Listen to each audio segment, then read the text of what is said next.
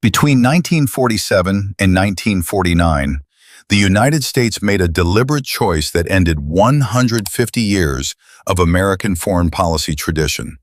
It committed to permanent military alliances in peacetime. It established a global network of bases and security guarantees that still exist today. This was not an accident of history. It was an institutional redesign of American power, a decision to stay engaged permanently in regions far from American shores. And it began with three policy choices made in less than 3 years. For most of its history, the United States avoided permanent foreign military commitments. George Washington's farewell address in 1796 warned explicitly against entangling alliances. America would trade with all nations, but bind itself to none. After World War I, the Senate rejected the League of Nations. President Wilson's vision of collective security died in Congress. America had sent 2 million men to Europe, but once the war ended, they came home. The military demobilized rapidly. By 1939, the U.S. Army ranked smaller than Portugal's. Even after Pearl Harbor forced America into World War II, the assumption remained unchanged. Win the war, bring the troops home, demobilize, return to normal. That had been the pattern after every conflict in American history. But 1945 presented a different world. Europe was destroyed, over 40 million dead, cities reduced to rubble, industrial capacity shattered. Britain had won the war, but lost its treasury. The British Empire, which had balanced European power for 2 centuries, could no longer afford its global role. France was weakened. Germany was defeated and divided. Japan was occupied. Into this vacuum, the Soviet Union moved. By 1946, communist governments controlled Poland, Romania, Bulgaria, and Hungary. Soviet forces occupied Eastern Germany and Austria. Communist parties in France and Italy gained strength. Civil war broke out in Greece. In February 1947, Britain informed Washington it could no longer support Greece and Turkey financially or militarily. The question facing American policymakers was direct. Would the United States fill the vacuum or allow Soviet influence to expand unchecked? On March 12, 1947, President Truman addressed a joint session of Congress. He declared that the United States must support free peoples, resisting subjugation by armed minorities or outside pressures. This became the Truman Doctrine. It was not a defense treaty, it was a statement of strategic intent. America would not withdraw, it would remain engaged. In June 1947, Secretary of State George Marshall announced a plan for European economic recovery. The Marshall Plan ultimately provided over $13 billion to rebuild Western Europe. This was not humanitarian aid alone. It was a strategic decision. Economic recovery would prevent communist parties from gaining power through social collapse. But economic assistance required security. Western European leaders feared Soviet military strength. They needed a guarantee that America would defend them. On April 4, 1949, 12 nations signed the North Atlantic Treaty. Article 5 contained the binding commitment. An armed attack against one member would be considered an attack against all. For the United States, this was unprecedented. Never in peacetime had America committed to the automatic defense of foreign nations. The Senate debated the treaty seriously. Would this drag America into European wars? Would it violate the principle Washington had established? On July 21, 1949, the Senate ratified the treaty by a vote of 82 to 13. The transformation was complete. America had created its first permanent peacetime military alliance. NATO was not the only institutional change.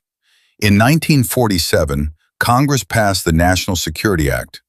It created the Department of Defense, unifying the military services under centralized command. It established the Central Intelligence Agency.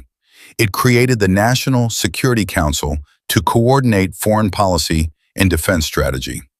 These were not temporary wartime measures. They were permanent structures designed for sustained global engagement. The logic was containment. Soviet expansion must be stopped, not just in one location, but everywhere it threatened. This required forward deployment.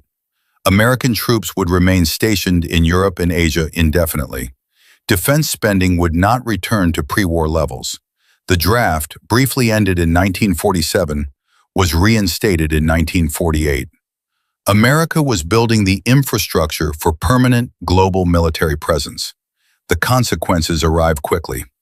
In June 1950, North Korea invaded South Korea. Under the logic of containment, the United States intervened. If communism was not stopped in Korea, the argument went, it would spread throughout Asia. 36,000 Americans died in a 3-year war that ended in stalemate. But Korea proved the global nature of the commitment. Containment applied in Asia as in Europe. By 1953, the United States had defense agreements with 42 nations. It maintained over 400 military installations overseas. Defense spending that had dropped to 4% of GDP after World War II rose to 14% during Korea. It averaged over 6% throughout the Cold War. The draft continued until 1973. America had created a permanent mobilization economy. This architecture expanded steadily. Greece and Turkey joined NATO in 1952. West Germany in 1955. Separate treaties covered Japan, South Korea, the Philippines, Thailand, Australia, and New Zealand. By the 1960s, over 1 million American troops were stationed abroad. The United States guaranteed the security of Western Europe, Japan, South Korea, and numerous other nations. This was unprecedented in modern history. No nation had ever maintained such extensive peacetime security commitments across multiple continents. The cost was measured in decades of military spending, forward deployments, and occasional wars. Vietnam, Grenada, Panama, the Gulf. But the system held. Western Europe remained free. Japan and South Korea developed into prosperous democracies. The Soviet Union was contained. The architects of this system believed permanence was the key to credibility. Temporary coalitions had failed after World War I. Once American troops withdrew in 1919, Europe returned to instability. Policymakers in the late 1940s concluded that withdrawal invited vacuum, and vacuum invited conflict. Deterrence required visible commitment. Commitment required forces in place before a crisis began. That meant permanent bases, permanent command structures, and permanent funding. Over time, this created a new expectation among allies. European and Asian partners structured their own defense strategies around American guarantees. Many reduced their military spending, assuming U.S. protection would remain reliable. This arrangement stabilized entire regions. It reduced the likelihood of direct great power war in Europe. It reassured Japan and South Korea in East Asia. It allowed economic integration to proceed without constant fear of invasion. But permanence also narrowed options. Once commitments were institutionalized, disengagement became politically and strategically difficult. Every withdrawal risked signaling weakness. Every reduction in presence raised questions about credibility. The system that had been built to prevent instability became self-sustaining. It required maintenance, it required reinforcement, and it required the continued presence of American power abroad. When the Soviet Union collapsed in 1991, the Cold War ended. The threat NATO was designed to counter no longer existed. Many predicted the alliance would dissolve or become irrelevant. Instead, it expanded. Poland, Hungary, and the Czech Republic joined in 1999. The Baltic states, Bulgaria, Romania, Slovakia, and Slovenia in 2004. Albania and Croatia in 2009. By 2024, NATO included 32 members. American troops remained stationed in Europe, numbering around 100,000.